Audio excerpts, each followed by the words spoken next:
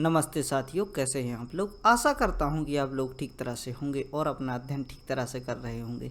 भारतीय राज्य व्यवस्था का यह 19वां व्याख्यान है और इसके अंतर्गत हम मौलिक अधिकारों की चर्चा करेंगे। इसके पहले हम जान लेते हैं कि हम क्या क्या चर्चा कर चुके हैं। भाग 1 में हमने राज्य के बारे में समझा, भाग 2 में नागरिकता की बात की, भाग 3 में हम मौलिक अधिकारों के अंतर्गत बात करेंगे। आपको यह भी जानना चाहिए कि भाग 1 कितने से कितने तक आता है, यानी कि इसमें कौन कौन से अनुच्छेद शामिल हैं। भाग 1 में 1 से लेकर 4 तक चर्चा की जाती है और भाग 2 में जहां हम नागरिकता की चर्चा करते हैं वहां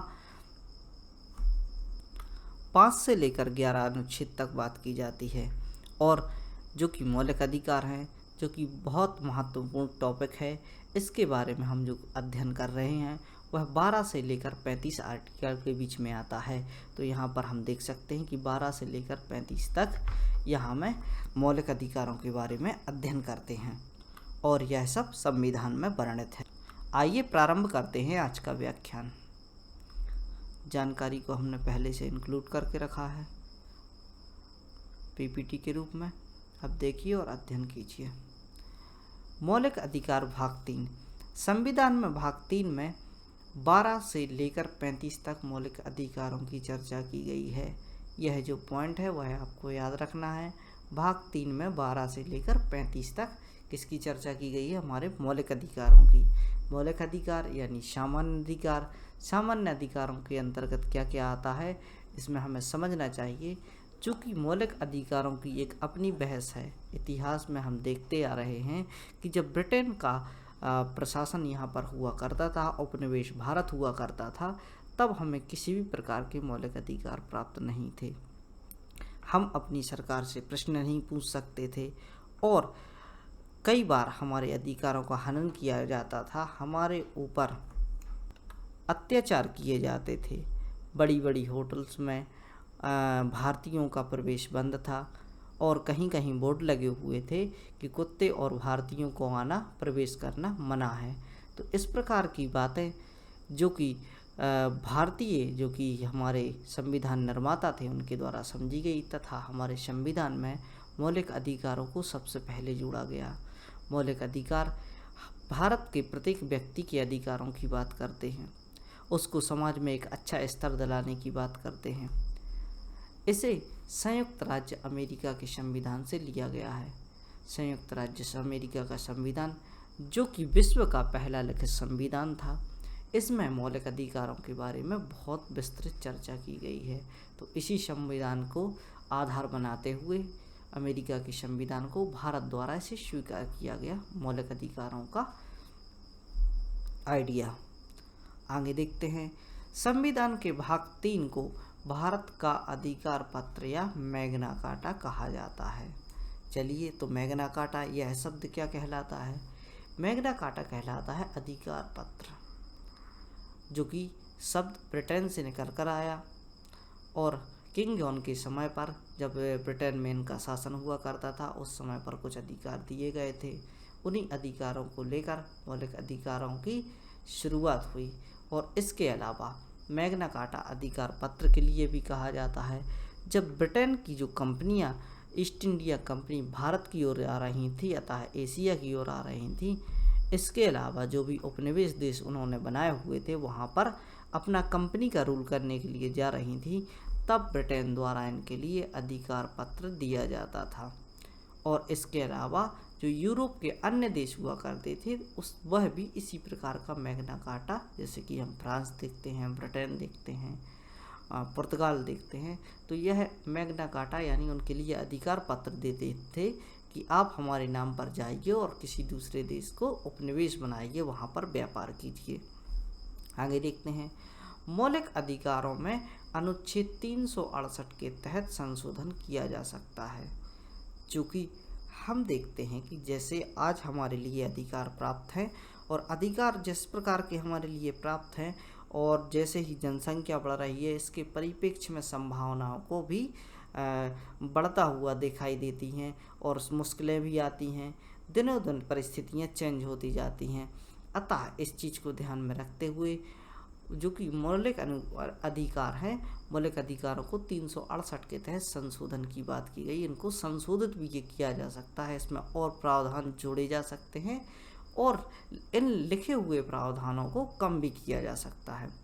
राष्ट्रीय आपातकाल के दौरान, जो कि 352 अनुच्छेद के अंतर्गत आता है, वह जीवन एवं व्यक्तिगत स्वतंत्रता को छोड़कर सभी अधिकार को स्थगित कर दिया जाता है। अब यहाँ पर हमें देखना चाहिए जीवन की स्वतंत्रता की बात कौन सा आर्टिकल करता है, उसके बारे में हम विस्तृत अध्ययन करेंगे। अभी आपको याद रखना है आर्टिकल 21 यह जीवन की स्वतंत्रता की बात करता है। और हम देख सकते हैं कि आपातकाल की स्थिति में कौन सा अधिकार बना रहता है, तो आपको याद रखना है आर्टिकल 21 आपातकाल की स्थिति में भी बना रहता है। जब राष्ट्रीय आपातकाल लगाया जाता है, जो कि आर्टिकल 352 के अंतर्गत आता है, तो इस स्थिति में आर्टिकल 21 को छोड़कर सभी अधिकारों को स्थगित कर दिया जाता है, यानी वह अधिकार समाप्त कर दिए जाते हैं। जैसे कि हम देख सकते हैं, आपको संगठन बनाने की शक्ति नहीं होती, आपको सरकार से क्वेश्चन करने की शक्ति नहीं होती, तो इस प्रकार के यह अधिकार समाप्त कर दिए जाते हैं। केवल आर्टिकल 21 यानी आपके जीवन एवं दैहिक स्वतंत्रता का जो अधिकार है वह बना रहता है। और आपातकाल की बात करें तो आपातकाल का जो प्रावधान है वह 3 अनुच्छेदों में दिया हुआ है। इसमें हम देख सकते हैं कि 352, 356 और 360। आगे देखते हैं, मूल संविधान में 7 मौलिक अधिकार हैं, लेकिन 44वें संविधान संशोधन द्वारा 1978 में संविधान जो संपत्ति के मौलिक अधिकार को समाप्त कर दिया गया। इससे संविधान के भाग 12 में अनुच्छेद 300 के अंतर्गत मौलिक अधिकार बना दिया गया।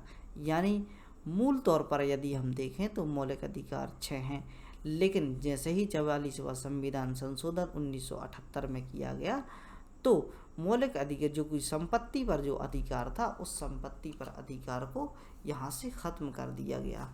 और यह क्यों किया गया? जैसे ही हम देखते हैं कि जो विकास का दौर चल रहा था, इंफ्रास्ट्रक्चर कराए जा रहे थे, सरकार द्वारा निर्माणाधीन कार्य कराए जा रहे थे, तो यहाँ पर हम देखते थे कि किसी न किसी की ज़मीन बीच में आ जाती थी। हमें हाईवे बिछाने थे, रेलवे लाइन बिछानी थी, बड़े बड़े प्रोजेक्टों को लगाना था भारत की वृद्धि के लिए। तो यहाँ पर हम देखते थे कि जहाँ पर भी ऐसी फर्जाइल जो कि मिट्टी पाई जाती थी, जहाँ पर यह उद्योग स्थापित किए जा सके, या जिस स्थान से रोड वगैरह गुजरने थे, जो कि हाईवे गुजरने थे, तो उस स्थान पर संपत्ति फंसती थी और संपत्ति का अधिकार एक मौलिक अधिकार हुआ करता था। अतः छोटी छोटी से विवादों के लिए लोग सुप्रीम कोर्ट तक पहुंच जाते थे, और सुप्रीम कोर्ट की पैरवी तक जब कोई जाता था तो हम देखते हैं कि जैसे ही मामला कोर्ट में आ जाता है तो उसकी तहकीकात पूरी तरीके से होती है। जब तक न्यायपालिका न्याय तक नहीं पहुंचती तब तक उसकी तारीखें बढ़ती रहती हैं।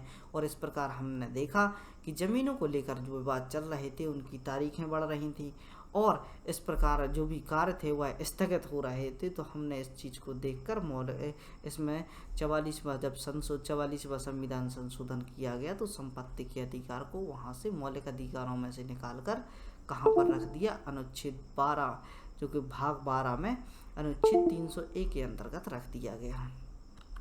आइए आगे देखते हैं इसके प्रावधान। मौलिक अधिकारों के बारे में और जानकारी लेते हैं। इन्हें सामान्य अधिकार भी कहा जाता है।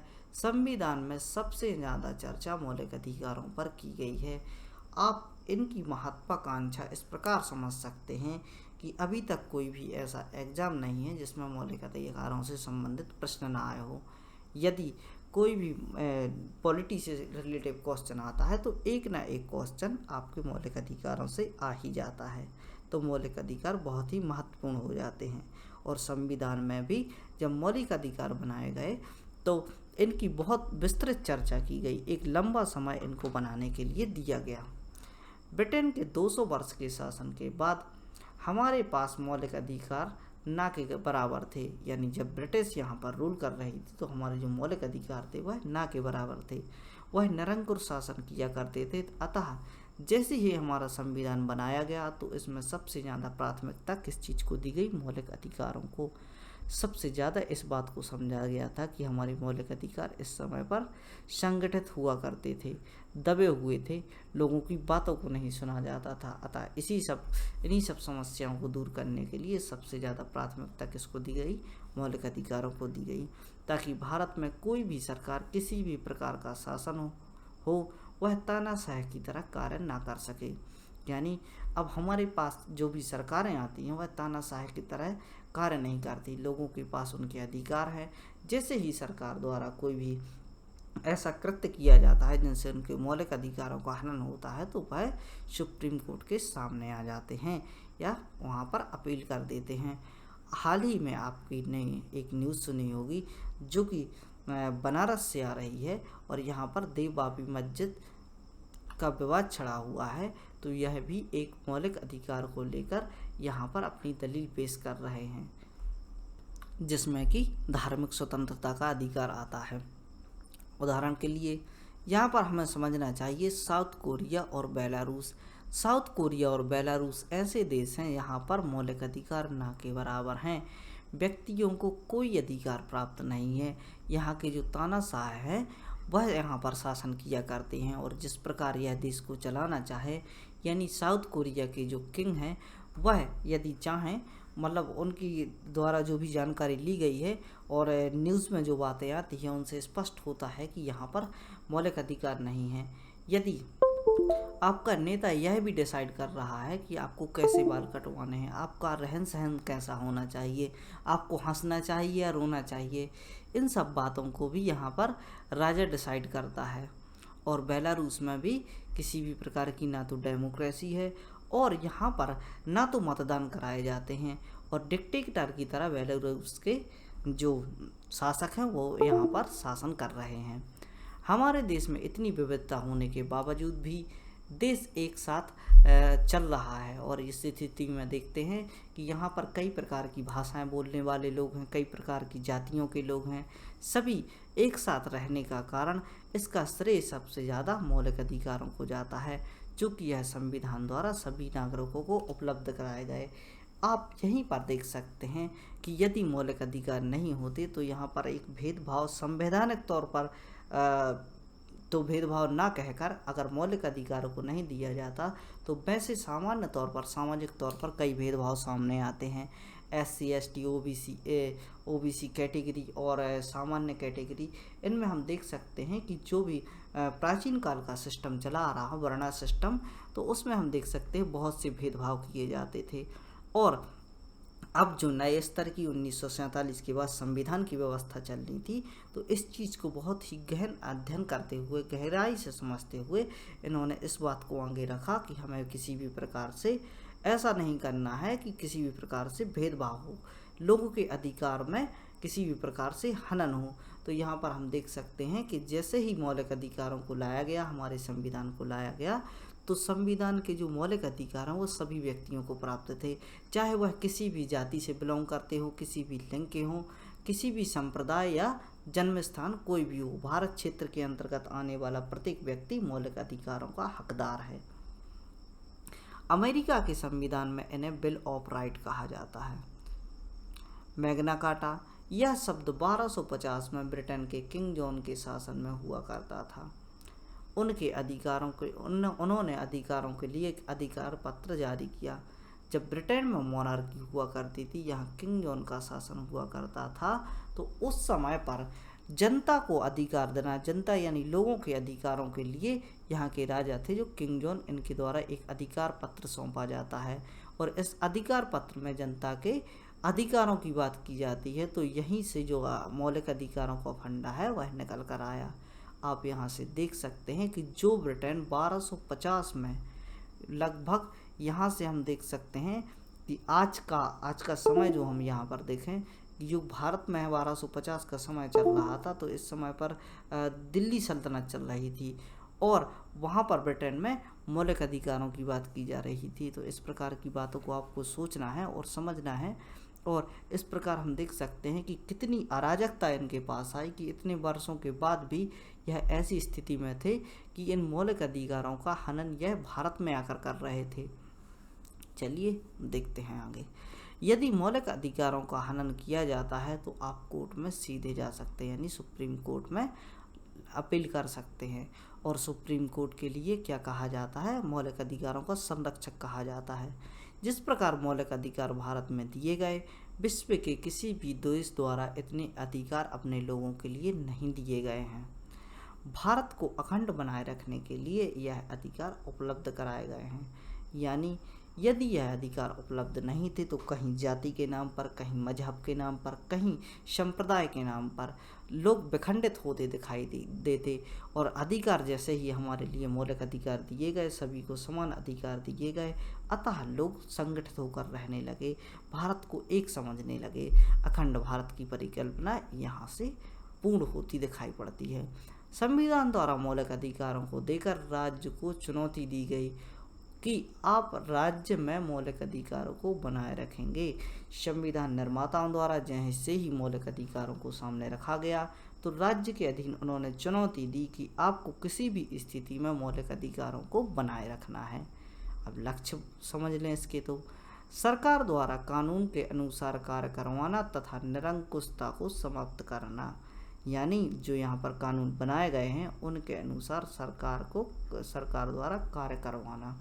और निरंकुशता यानी इस प्रकार के प्रशासक जो कि हमने साउथ कोरिया का उदाहरण जैसे लिया, इस प्रकार के शासक आते हैं तो इस प्रकार के शासकों को प्रतिबंधित करना या इस प्रकार के शासकों को आने से रोकना। आगे देखते हैं, मौलिक अधिकारों की विशेषताओं को समझ लेते हैं।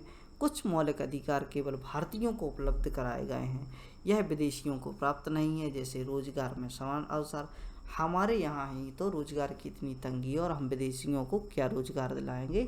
तो यहाँ पर इस बात को आप समझ सकते हैं कि कुछ मौलिक अधिकार केवल भारतीयों के लिए हैं। और इसके अलावा हम देख सकते हैं कि अल्पसंख्यकों के अधिकार, दूसरा उदाहरण इस प्रकार भी समझ सकते हैं। यानी यहाँ पर हमें देखना चाहिए जो भारत में माइनॉरिटी है, यानी भारत में जो अल्पसंख्यक है वह विदेशों में बहुसंख्यक हैं। और इस प्रकार हम सभी के लिए यदि मौलिक अधिकार अल्पसंख्यकों के अधिकार दे देते हैं तो यहाँ पर हम देख सकते हैं कि जो अल्पसंख्यक के अधिकार वह बहुसंख्यकों में परिवर्तित हो जाएंगे। तो यहाँ पर अल्पसंख्यकों को जो अधिकार हमारे यहाँ पर दिए गए हैं वह केवल भारत में रहने वाले अल्पसंख्यकों के लिए हैं। और दूसरी बात, रोजगार में अवसर की समानता, यह भी केवल भारत के लोगों के लिए दी गई है। और कुछ अधिकार जो सभी के लिए उपलब्ध है, चाहे वह भारतीय हो चाहे वह भारतीय ना हो। उदाहरण के लिए कानून के समक्ष समानता, यदि कोई भी यहाँ पर झगड़ा होता है या किसी भी प्रकार से दूसरे व्यक्ति को पीड़ित किया जाता है तो चाहे वह भारत का हो चाहे वह विदेश का हो, उसके लिए कानून के समक्ष समानता से व्यवहार किया जाएगा। यानी जो कि अत्याचार कर रहा है उसको जो सज़ा दी जाएगी वही सज़ा दी जाएगी जो कि एक भारतीय दूसरे भारतीय के साथ लड़ रहा है या विदेशी भारतीय के साथ लड़ रहा है, तो इस प्रकार उसको वही सज़ा मिलेगी और वही संरक्षण वही न्याय मिलेगा जो कि विदेशी को मिल रहा है और भारत के व्यक्ति को मिल रहा है।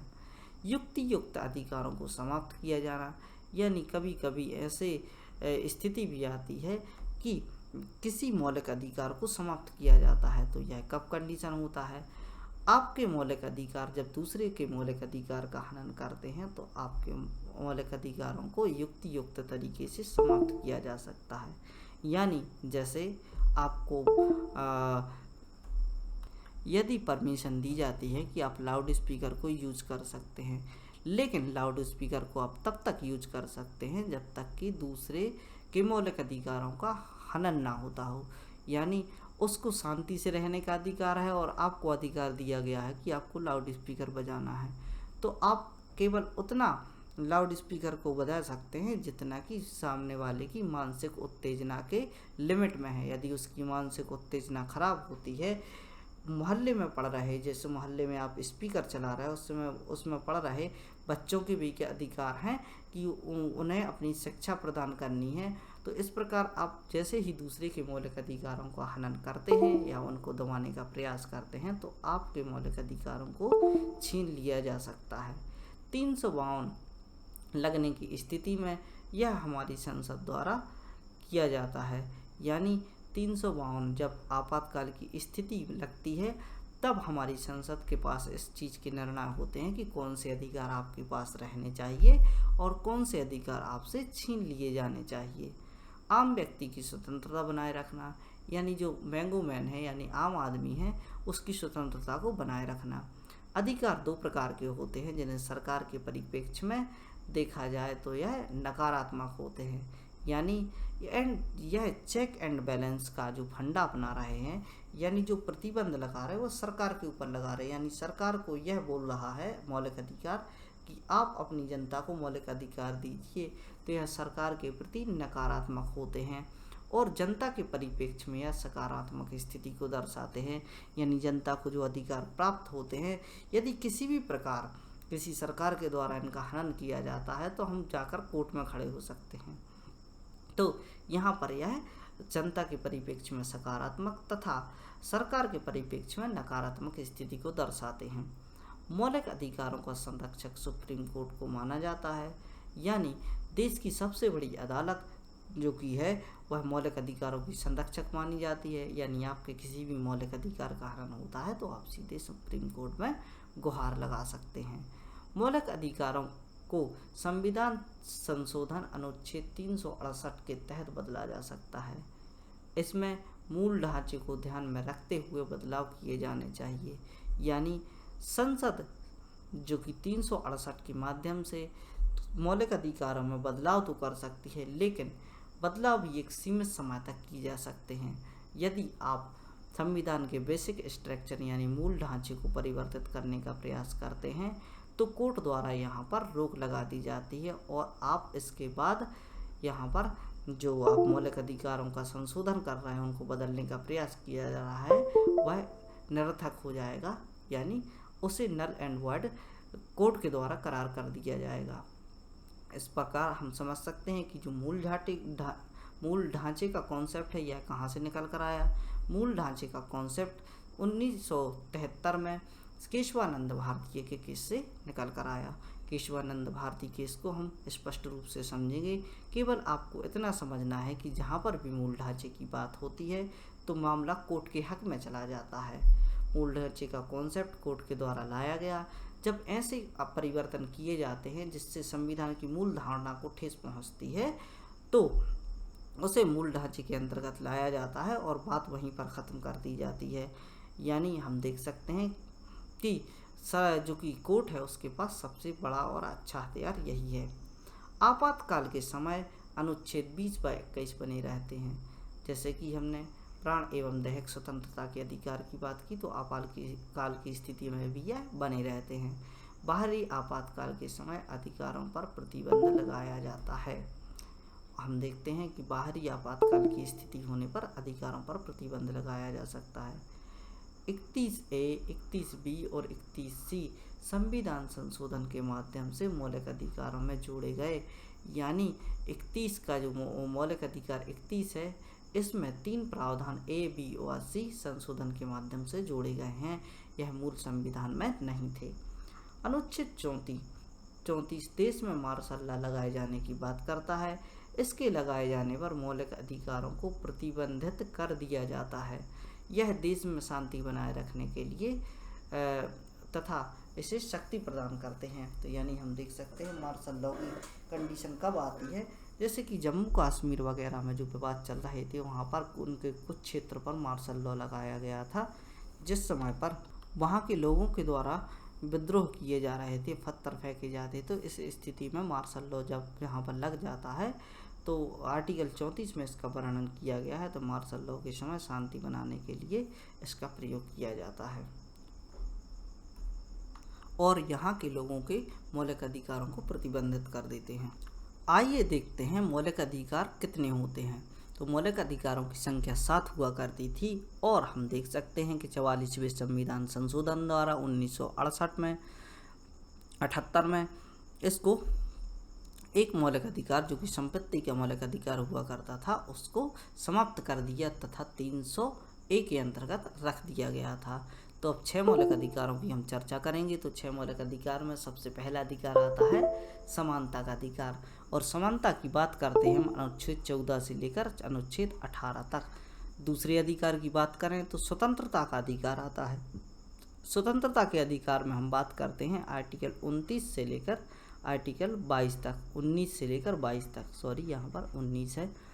तो स्वतंत्रता की बात यहाँ से 19 से लेकर 22 तक की जाती है। शोषण के विरुद्ध अधिकार, इसको आपको याद रखना है, 23 और 24 में शोषण के विरुद्ध अधिकार की बात की जाती है।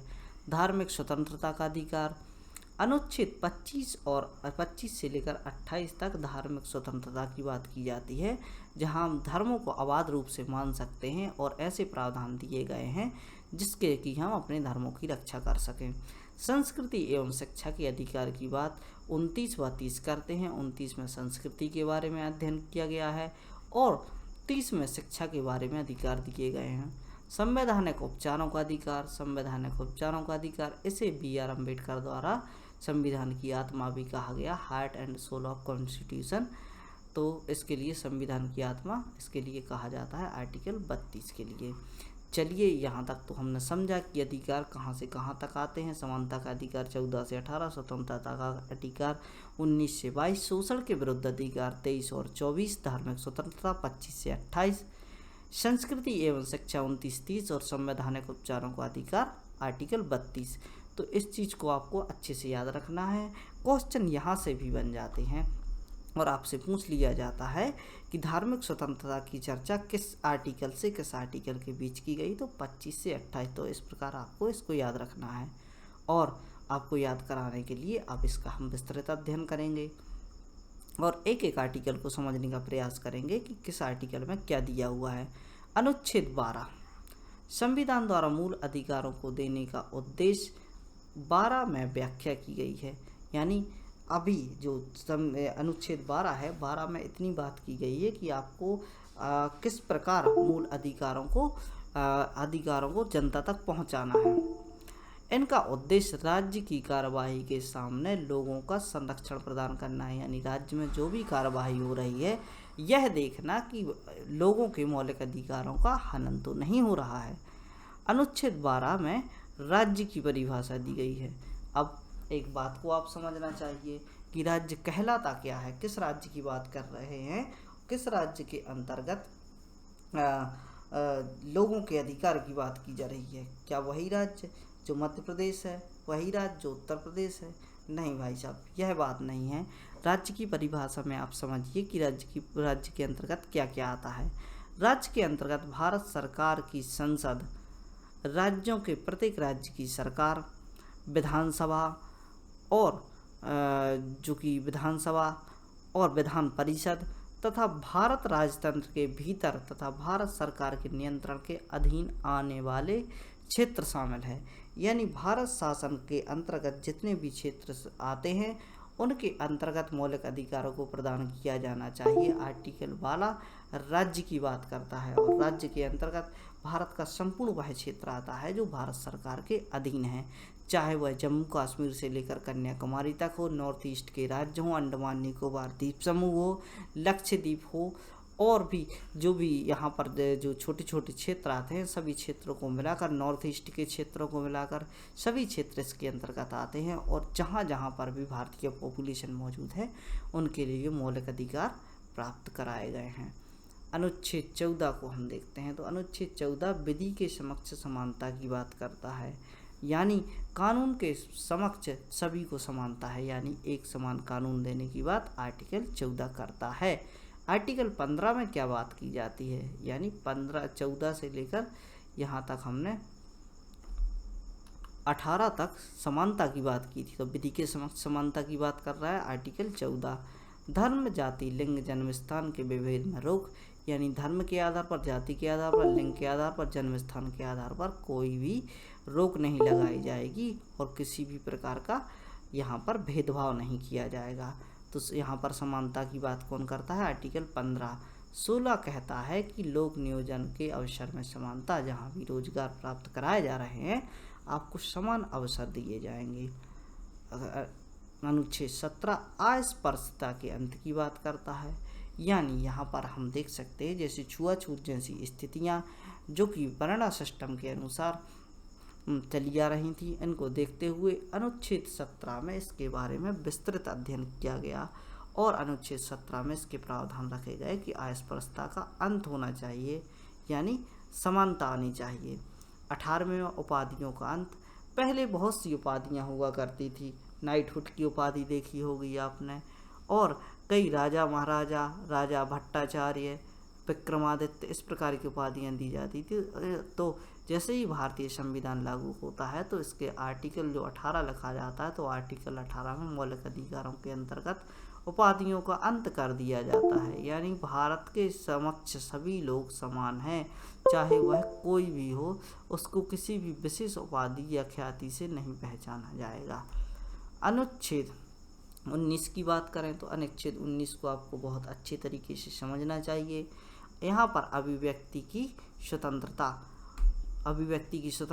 अर्थात बोलने की स्वतंत्रता, शांतिपूर्ण तरीके से एकत्रित होने की स्वतंत्रता, भारत में आवागमन की, यानी भारत के किसी भी क्षेत्र में आप आवागमन कर सकते हैं, कहीं पर भी आपको वीज़ा देने की आवश्यकता नहीं है, ना ही आपको किसी भी परमिशन की आवश्यकता है। आपका जो वोटर आइडेंटिटी कार्ड है उस पर भारत सरकार लिखा हुआ, आपका जो आधार कार्ड है उस पर भारत सरकार लिखा हुआ है, यानी भारतीय क्षेत्र के किसी भी क्षेत्र में, भारतीय क्षेत्र के किसी भी हिस्से में जाकर आप विचरण कर सकते हैं। आगे देखते हैं स्वतंत्रता। भारतीय क्षेत्र में कहीं भी निवास करने की स्वतंत्रता, जाकर आप कहीं भी रह सकते हैं।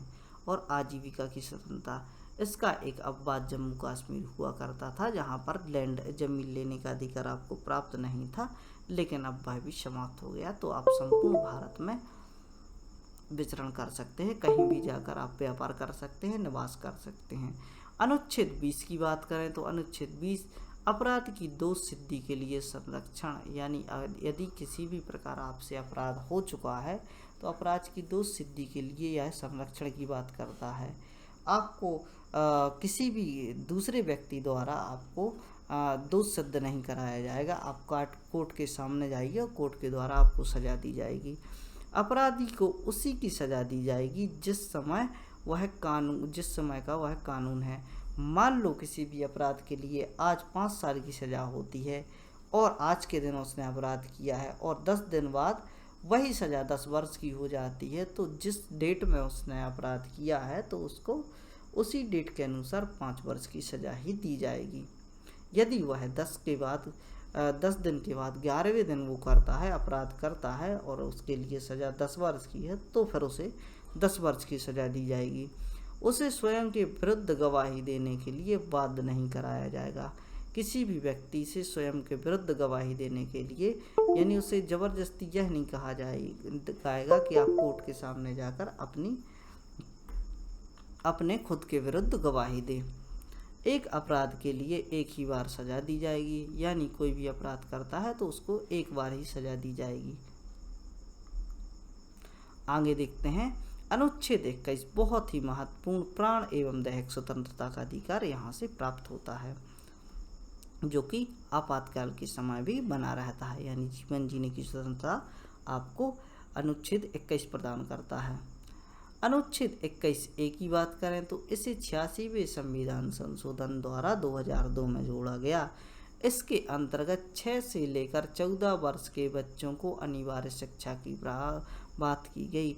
जिस प्रकार हमारा जीवन आवश्यक है उसी प्रकार शिक्षा भी आवश्यक है, और इस चीज़ को समझते हुए अटल बिहारी वाजपेयी की सरकार जिस समय पर हुआ करती थी उस समय पर आर्टिकल 21 में एक संशोधन करके आर्टिकल 21A जोड़ा गया, और यह 86वें संविधान संशोधन द्वारा जोड़ा गया।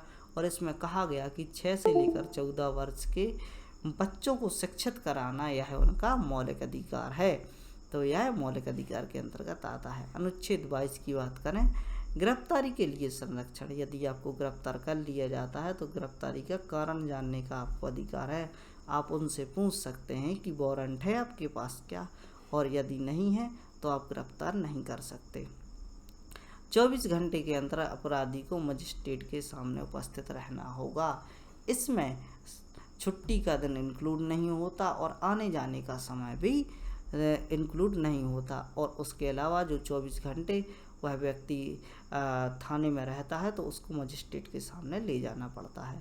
अपनी इच्छा अनुसार कानूनी सलाहकार की लेने के अधिकार, यानी किसी भी प्रकार की आपके पास ज़बरदस्ती नहीं है कि आप सरकारी वकील रखिए या आप उनके मन का वकील रखिए।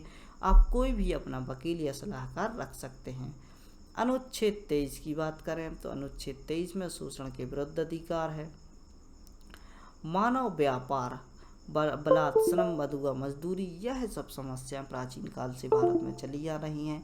इन सब को दूर करने के लिए आर्टिकल 19 में इसके प्रावधानों को रखा गया।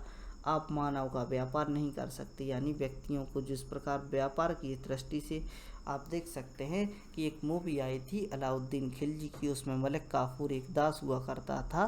तो उस समय पर हम देख सकते हैं कि लोगों का व्यापार किया जाता था, दास बेचे जाते थे। तो इस सब को प्रतिबंधित लगाते हुए मानव व्यापार पर रोक लगाने का, मानव व्यापार ना हो इसके लिए अधिकार प्रदान किया जाता है। बलात्श्रम को खत्म कर किया गया है। बंधुआ मजदूरी कोई भी नहीं करा सकता है, यह लोगों का अधिकार है कि वह बंधुआ मजदूर नहीं बनेंगे। अनुच्छेद 24 की बात करें तो शोषण के विरुद्ध अधिकार, 14 वर्ष से कम आयु के बच्चों को श्रम में निषेध, यानी आपका किसी भी प्रकार शोषण नहीं किया जाएगा। जहाँ भी शोषण किया जाता है तो उसके विरुद्ध अधिकार आपको प्राप्त हैं। 14 वर्ष से कम आयु के बच्चों के लिए श्रम नहीं कराया जाएगा। 2-4 में इस प्रकार की बात की गई है, यानी 24 में।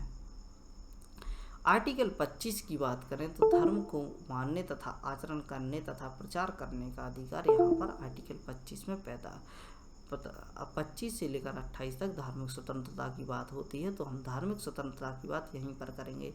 25 बात करता है कि आप अपने धर्म का आचरण कर सकते हैं, उसका प्रचार कर सकते हैं। आर्टिकल 26 बात करता है धार्मिक प्रबंधन करने का अधिकार है। आप धार्मिक प्रबंधन करने यानी धर्म के लिए धन जोड़ने का अधिकार यहाँ से आपको प्राप्त होता है। आर्टिकल 27 भी यही बात करता है कि धार्मिक कार्यों या अनुष्ठान के लिए धन एकत्रित आप कर सकते हैं। अनुच्छेद 28 बात करता है धार्मिक शिक्षा व उपासना की। आप धर्म से संबंधित शिक्षा को फैला सकते हैं, इसके लिए स्कूल्स भी खोल सकते हैं तथा उपासना की विधियों को सिखा सकते हैं। अनुच्छेद 29 के अंतर्गत बात की जाती है अल्पसंख्यक के हितों की, और अनुच्छेद 30 के अंतर्गत अल्पसंख्यकों की शिक्षा की, यानी शिक्षा एवं संस्कृति की बात यहाँ पर 29-30 में की जाती है।